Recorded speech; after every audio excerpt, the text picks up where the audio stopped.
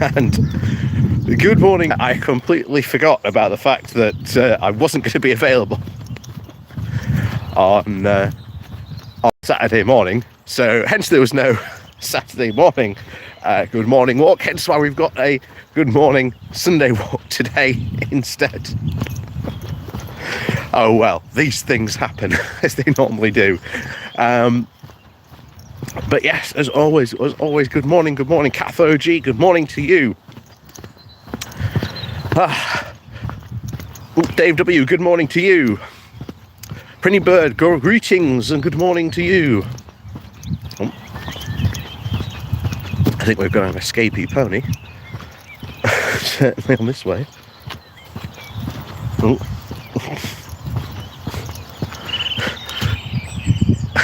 Just woken him up by accident.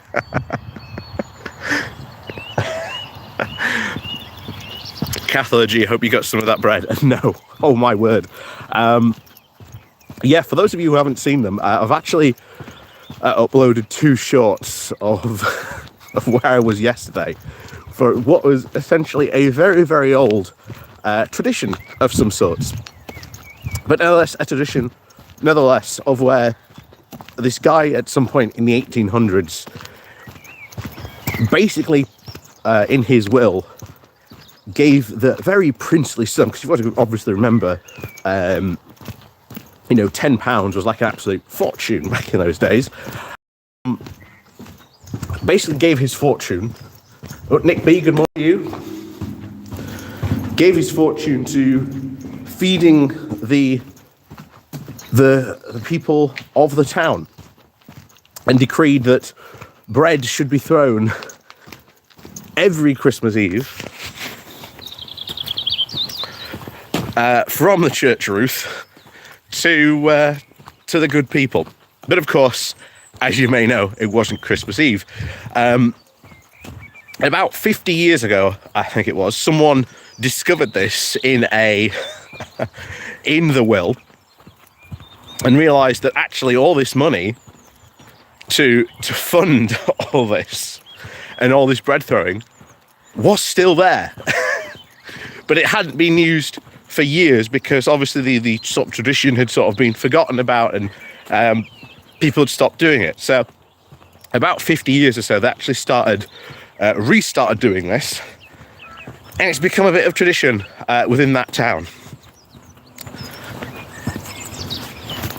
So, it's good to see, random stuff like that, in your in your town, in your area. Oh, what did you do today? Oh, well, I went to go see people throw bread off the church roof. And I'll tell you what, someone up on that spire had an absolute arm as a cannon, because they were curving some some loaves like crazy. We were, I think, stood at the back with a couple of my friends, and they were like, oh yeah, we'll stand here, but don't expect to get any bread. Meanwhile, there's someone up there with an absolute arm of a cannon just going woof. Oh, but yeah, anyway, yeah, it was very, very good fun. We did a sort of a day session of D&D as well, which was quite fun. And yeah, sort of had a very good time. I think I uploaded, if you go to my videos and you have a look at the shorts, you'll see the video I uploaded of the bread throwing. I also uploaded part of the will reading of Thomas Tewkes, the guy who sort of led that in his will. So again, just a random bit of,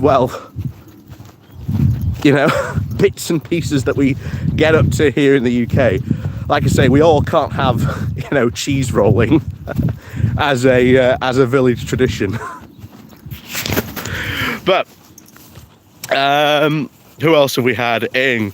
Maggie Pie, good morning to you. Number 3, good morning to you. And Pretty Bird, Does the bread reach the ground in a much edible condition? Yes, surprisingly it does, because like I say, they're sort of bread rolls. So, like I say, if you catch them, then, well, you know, you've got a bread roll. Congratulations.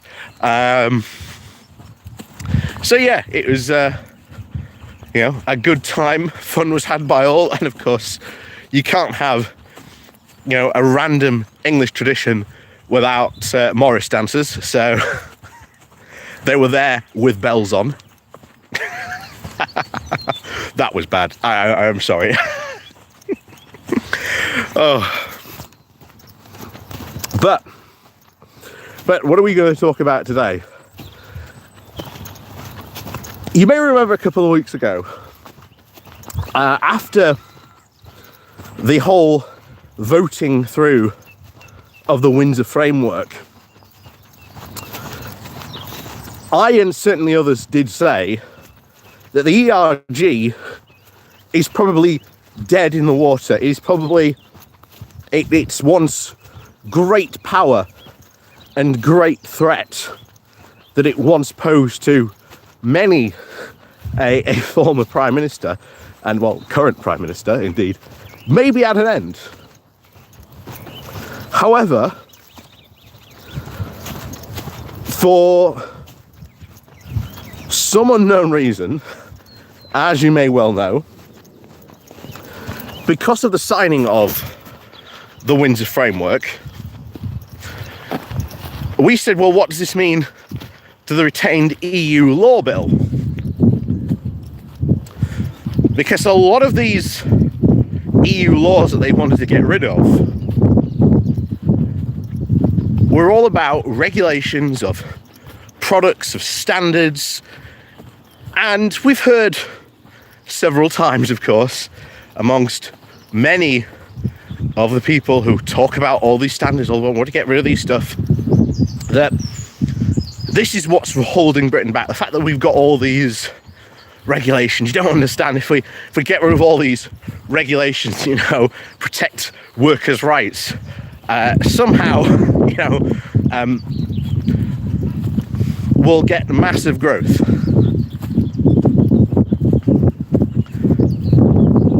But why are they doing this? Well, you may remember in Mog's interview where he got absolutely destroyed by Marina Perkis, that he said, oh yes, the Austrian School of Economics, that's a real good school to be a part of. They're very known for their, of course, economic, you know, cash cautiousness. Well, this is where it all comes from. The Austrian School of Economics. And I've mentioned before, if you look back in history, you will see we've tried this. We tried this in the past. And it's something I really sort of would love to do, I think, a video on at some point. But I've also probably looked at, I would love maybe to do even a mini documentary on it, because the history behind everything that went on sort of behind there is insane. It's crazy. But you had a group of, at the time in the sort of the 1800s, these group of MPs who saw how you know, the power and the might of the British Empire, and then they sort of fell into the school of Austrian economics that, oh, you don't understand, we can be even better if we follow this economic framework. And of course, what happened? Initially, they were sort of very much rebuffed. They got sort of pushed back. And then they managed to get, of all people, a big star to support their cause at the time. None other than Prince Albert. And there are constant stories of one time when they tried to sort of pass these economic laws of, you know, Albert was up in the viewers gallery, and after sort of the bill had been defeated, he was booed out of the gallery, because they all knew he was up there, all sort of watching these sort of proceedings ongoing, and was very, very upset when he'd lost. However, after that, they came up with a bit of a plan, and essentially that plan was to go, we are going to create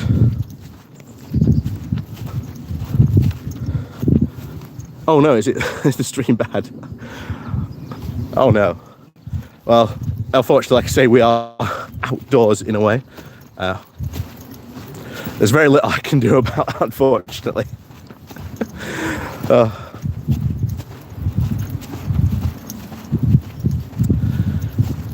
So where were we? Yes. So after that very much humiliating defeat where they'd been, booed out at the time, even Prince Albert had been booed out of the Commons after losing the vote.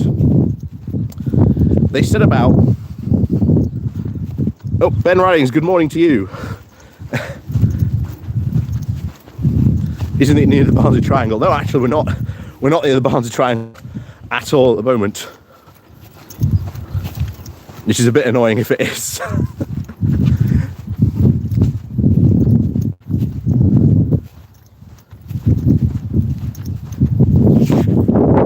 So after that embarrassment, what was this group to do?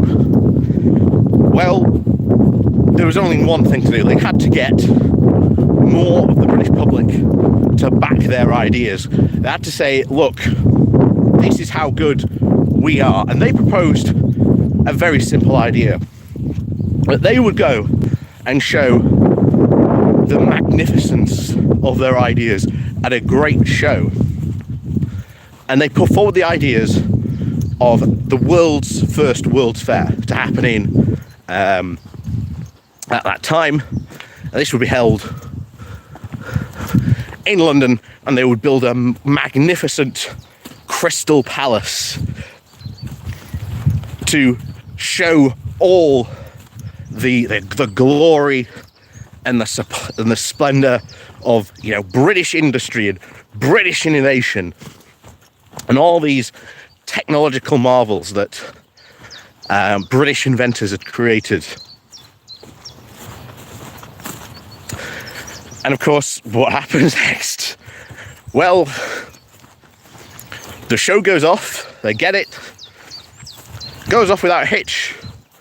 Everyone was like, oh my god, this is so fantastic. Look at how fantastic the show was. Look how magnificent we are. And of course, they bring back in these ideas. Good morning, Angry Pagan. Good morning to you.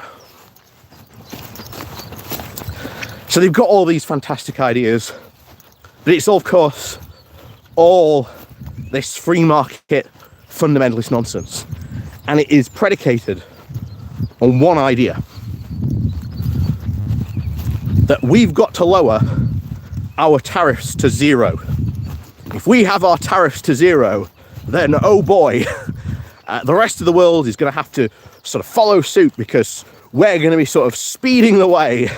And bear in mind, that's not rhetoric from the modern Brexiteers, because it's very similar.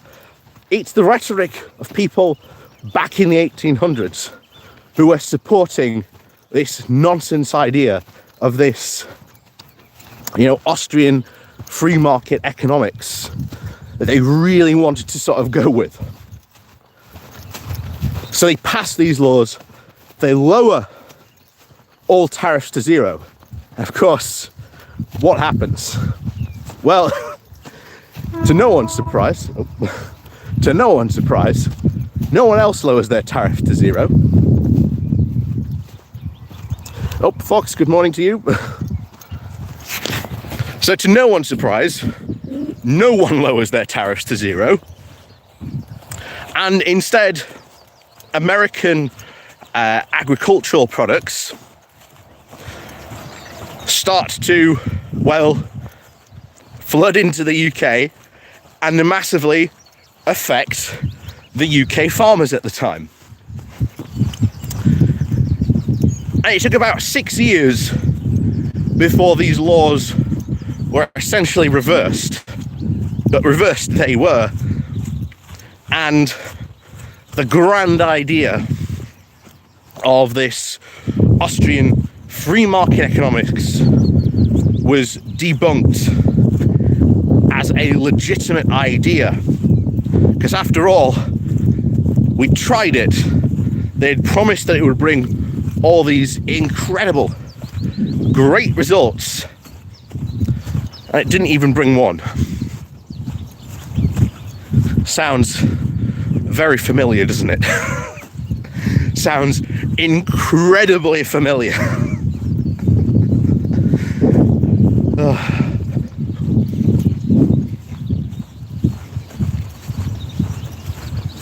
But that's what happened. And, of course, where are we now? Well, as we said, we thought that the ERG were done as a, political force. Turns out not the case. Turns out not to be the case at all. Or at least maybe they have lost a lot of power, but how much is certainly in question.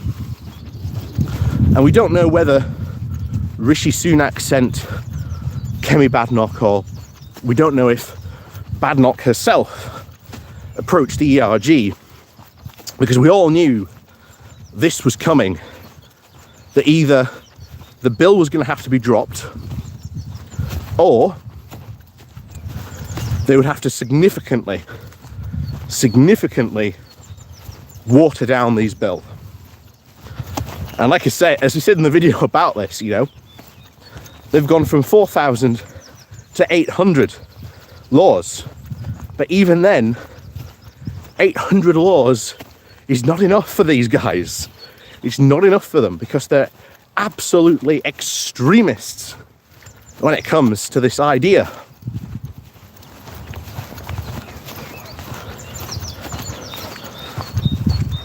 Oh, Tesseract, good morning to you. Oh, Fat Chasm, good morning to you as well.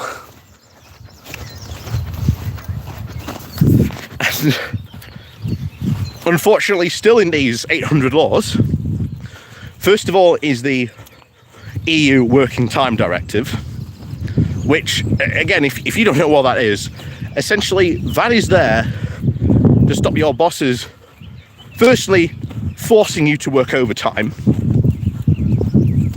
and the fact saying that, look, a person should, if you do not want to. Oh. I think I just dropped out there for a second. So that's why that exists. And unfortunately, this is still part of those 800 laws that they want to get rid of. And bear in mind, this becomes an absolute necessity, I would say, and almost an open goal. If any of these laws are gone or are just gotten rid of, well, Keir Starmer can just go, yeah, that law, well, guess what, if you vote Labour back in, we'll bring it back. That's what I'd do. You would just vote through a bill that essentially just reverses those laws, because after all, no parliament can tie the hands of a future parliament. So instantly, Keir Starmer could just come in and just go, yeah, we're passing this bill, which is basically going to undo that entire EU retained law bill. All back. All those protections come back. Because it's not just things like workers' rights, it's things like flight compensation. And if that goes, then your right to get a flight, that's no longer there.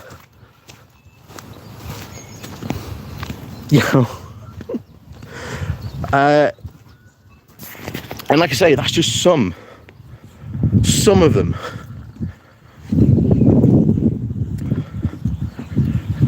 So it is a very, very, still a bad bill and a bad law, because in that still is, of course, the fact that Tory ministers can just go along and just say, well, I don't like that law, gone. No parliamentary scrutiny. So still, that's a very, very bad bill, and something that we should be certainly forced to, well, take a looking at. And still, we are also seeing, even in its current state, it's very, very likely.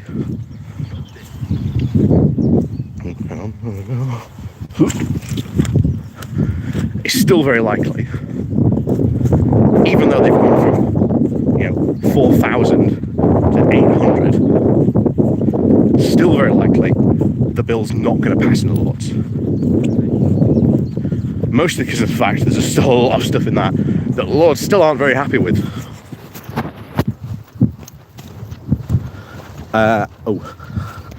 Number 3, how long will it take to undo the damage? Some of these changes are long term. Well, yeah, I mean, some of them, especially when it comes to sort of the idea of laws and certainly these regulations, it's just a matter of putting them back. And this is something which, if Labour run on, and they're smart enough to, which I do believe they are, to say, look how bad this law is, look how much damage you are causing because of getting rid of these regulations, even if it's only 800 or so, then that's going to make them look bad. Because this goes back to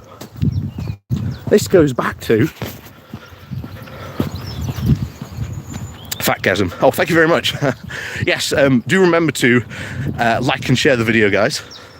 Like I say, that will help obviously get more people to onto the stream and everything, so please do remember to hit the like and share button. Thank you very much.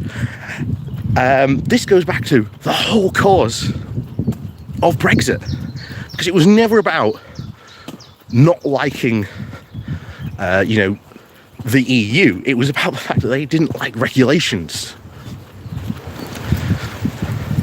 and they wanted to get rid of regulations. That was always, as we always talked about, what the root cause was.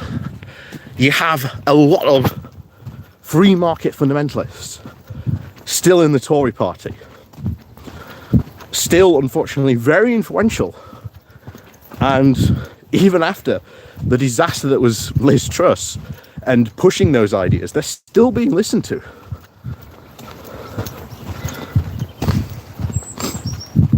They're still being listened to, unfortunately.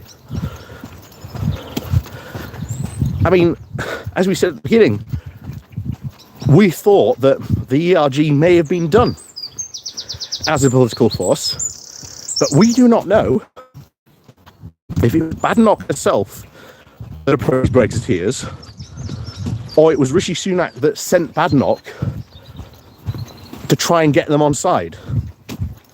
But they're not happy, because instantly after this had been announced, it was only going to be 800. Well, you saw all the responses, all the right-wing press, all the really pro-Brexiteers saying that Rishi Sunak was now betraying Brexit. Well, there's still no guarantee, of course, that it's going to pass the Lords. I very much highly doubt it, especially with the fact that you've got Labour's amendment in the bill which expressly says you ain't touching workers' rights. But it still works on the fact that that EU Working Time Directive is still in there. So,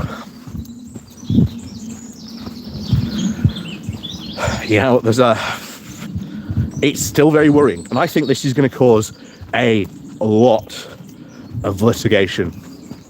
I think if this bill does pass, even if it in its current watered down form, there's still a ton of stuff in there that's like we're gonna see story after story of the government being taken to court by unions, by environmental groups over these laws constantly, because they got rid of them.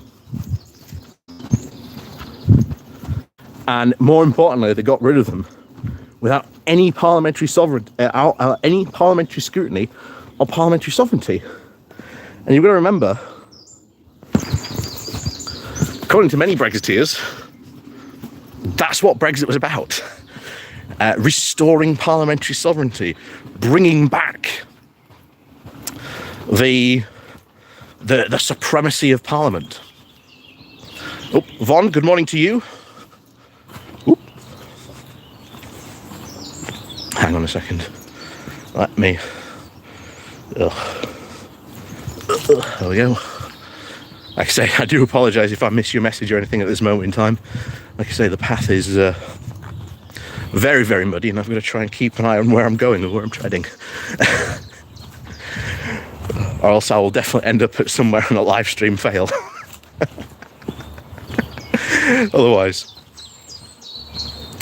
Patrick, good morning to you. Oh, am I still very... Ooh. I'm still very pixelated, unfortunately. Well, as long as you can hear me, at least that's good, I suppose. I say this is the thing, I can't actually see any of the pixelation, because like I say on my screen, it looks all right.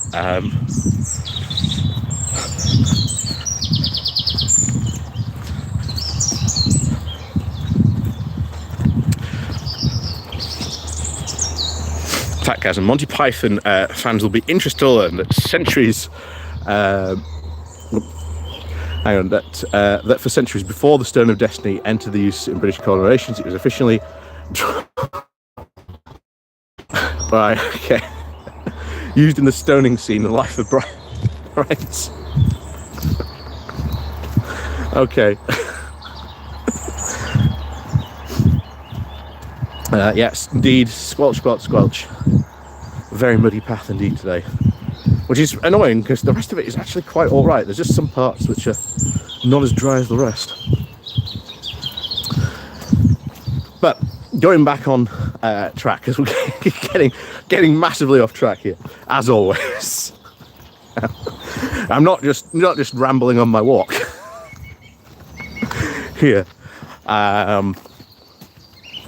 So the question now is asked, what is the consequence of this? What is the consequence going to be of the watering down of this bill? Because this is certainly not going to appease the Brexiteers, because this was one of the big things, at least one of the big bills, that Sunak promised to pass in order to sort of pacify the Brexiteers. But if they're now up in arms about this, well, it now raises the question, potentially, of how much trouble are these Brexiteers going to cause now for Rishi Sunak?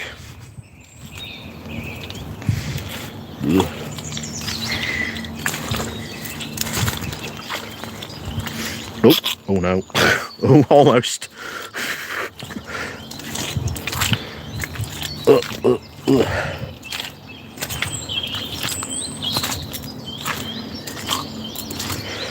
So, if they do continue to cause trouble or start up trouble because of this,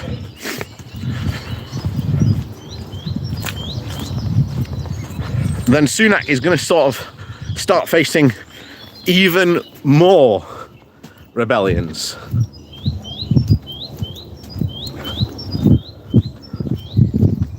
Because why on earth, you know, you would, like, dropping this bill, to be honest, would be far more easier than just watering it down, because there's still a lot of questions to be asked about some of this stuff that's in the bill.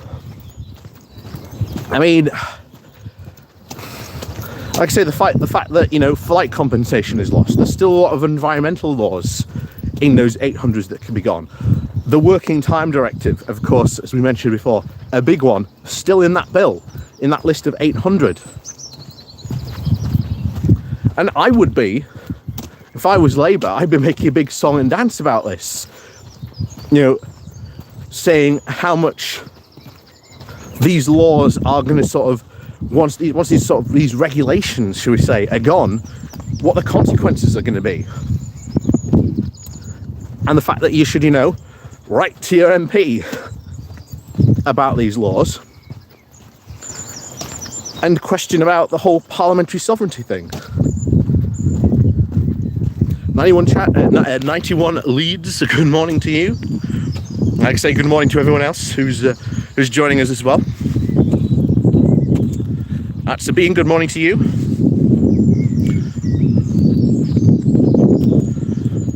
But this is still a very worrying bill, and I think it's going to have all the wrong, you know, advantages. I think the Tories are claiming that it will bring them, because it's an open goal for Labour, the Lib Democrats, to just start saying, yeah, that bill's absolutely awful, we're just going to go in there and just undo it and just bring back all those 800 laws. Why not? You know,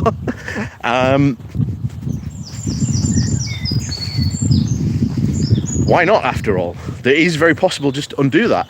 But then you've got the fact as well that Sunak now wants to do a deal on passports.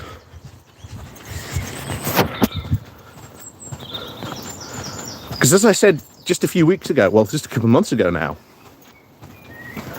when I went to Monaco and I was had to go through the Nice airport, every single person in that queue was complaining about having to wait. And I'm just like, how many people in this queue voted for it? You know, after being numerously timed warned about what would happen, of course, if they voted for it. But this is what eventually happens. You get, you know, he's done one deal to try and solve the problems in Northern Ireland. Of course, I think the problems in Northern Ireland really are far from being resolved, because it hasn't really sorted out the number one reason as to why Rishi Sunak did the deal with the Windsor Framework in the first place, which was to get the DUP back into Stormont. And of course, that hasn't happened. Now he wants to do a deal over these passports. Because why? Every single time now, in fact, there was one story yesterday about a woman there is now a sort of rule that you cannot enter sort of, you know, the whole Schengen zone if you've got a passport that's more than 10 years old. And I had a look at mine instantly after this as well. Mine's 7 years old at this point. And there was a story of a woman who was on an EasyJet flight to France, to Paris. She was going to see her son, who was sort of studying abroad. The crew wouldn't let her on the flight because her passport was 10 years and 3 days over that 10-year rule law. So you've got a story yesterday running around, and of course in some of the papers, not big headline news of course, but it was there saying, oh yeah, the EU ruined this woman's holiday. I said, no, it's not the EU ruining this woman's holiday, it's the fact that the Brexiteers insisted on these hard borders.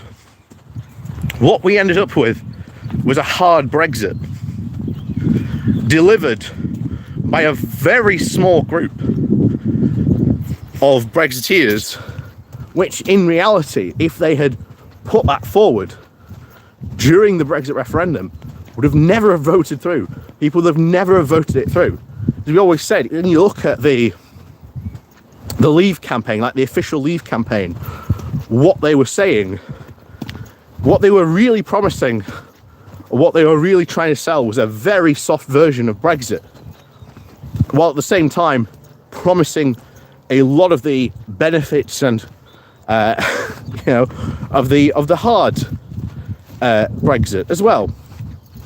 And this is what we always said, even back at the time, that the will of the people was being used, and the whole referendum was being used to sort of justify this hard Brexit, which in 2016 no one voted for.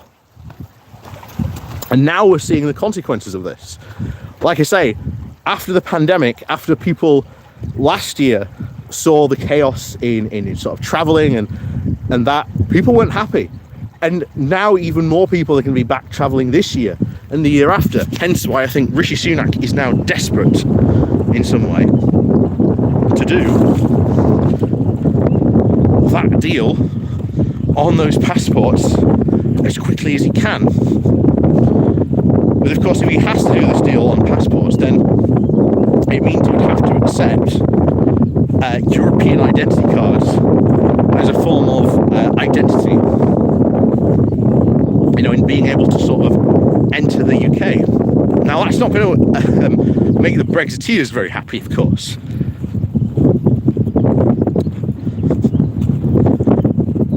And yet we have the continuing example of the pragmatic... Oh, hang on, the wind's getting a bit now. We've got a clear example here of pragmatic Rishi Sunak knowing that to a lot of these soft Brexiteers, as much as trade does or doesn't matter to many of them, travel does, because a lot of those soft Brexiteers travel to Europe and are fed up already of having to wait in these queues. And like I say, it's only going to get more worse when those checks, those biometric checks come in. So that's why he's so desperate now to do a deal. And I think we'll see him do increasingly maybe more deals.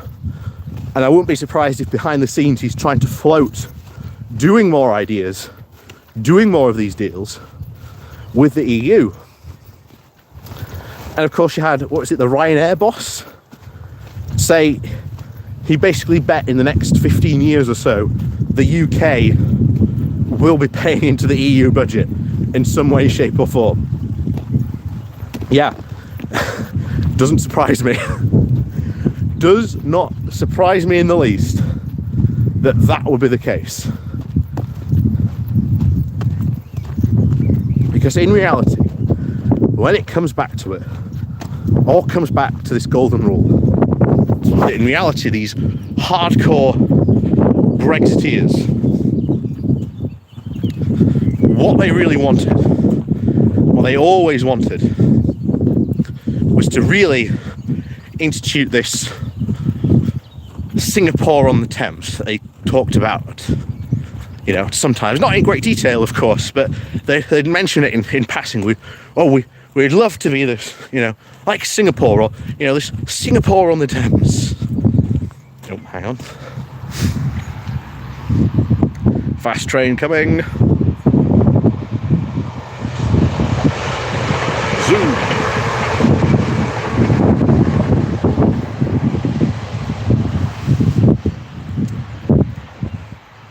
And you look at the original, all the arguments for Brexit, they were always all about, we want to get rid of regulation completely. We can't because we're in the EU. And as always, they're in a minority.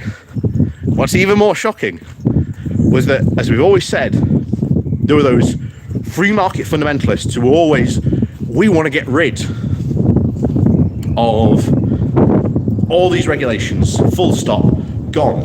And then you had the Tories on the other side who were like, well, actually, recognise the necessity for regulations. Now, they would be, different stripes, maybe a bit lukewarm on some regulations versus another, of course. But one of the things that's been reported about from this meeting, when Badenoch went to see the ERG, she asked them, what more regulations do you want us to get rid of? What do you want us to get rid of? And of course, what do they say? These damaging and unproductive regulations, aka the supply side reform that they constantly talk about. And Badenoch's response was, from if this is true, this is hilarious. She said that as a mother and a consumer, she was not that keen to get rid of a lot of these regulations that they were talking about. So, once again, the whole split that caused Brexit, of those that want to get rid completely of regulations, the free market fundamentalists, all the hardcore Brexiteers. Now you've got the other side of the Conservative Party, an argument that Brexit was never going to solve, that are still very much for regulations, that can see the value in doing regulations.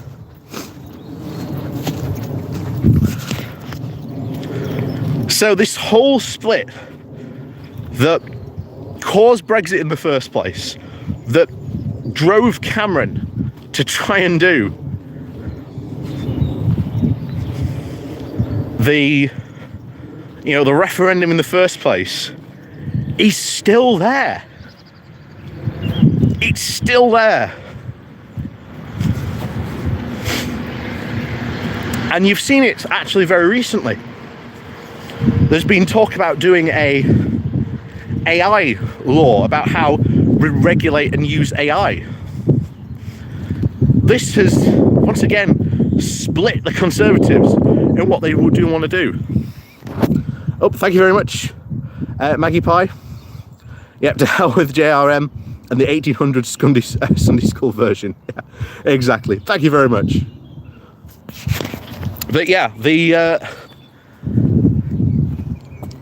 this is it. This split that caused and led to Brexit, still there, has not been healed, has not been taken to task, that it is these free market fundamentalists in the Conservative Party that were desperate to do Brexit for the one sole reason in that they thought they could just absolutely strip and get rid of regulations completely. It's still there, hasn't gone anywhere, and will continually affect the Tory party until someone decides to bring it to a head. And like I say, it was brought to a head in Brexit, but that fundamental issue of regulations was not solved because of Brexit, and yet it's still there in the Conservative Party. Yet the Tories need to split into 2 or 3 parties. Well, yeah. It would be interesting to see if that finally ever happens, but there, yes, as you go. So, as always, thank you very much for joining me on this lovely, well, at the moment, lovely bank holiday weekend. There's some clouds coming over, so I suspect it might rain, or at least change very soon. But yes, thank you for joining me on this lovely bank holiday weekend. Like I say, if you are in the UK and you are celebrating your bank holiday, then have fun. Go out, as I know a lot of people do on the Sunday, like I say, taking advantage of that Monday off. So, as always, thank you very much for joining us. And yes, we'll see you very soon next weekend for another good morning walk. And of course, don't forget to hit the like and share button on the way out. And of course, we'll see you next time.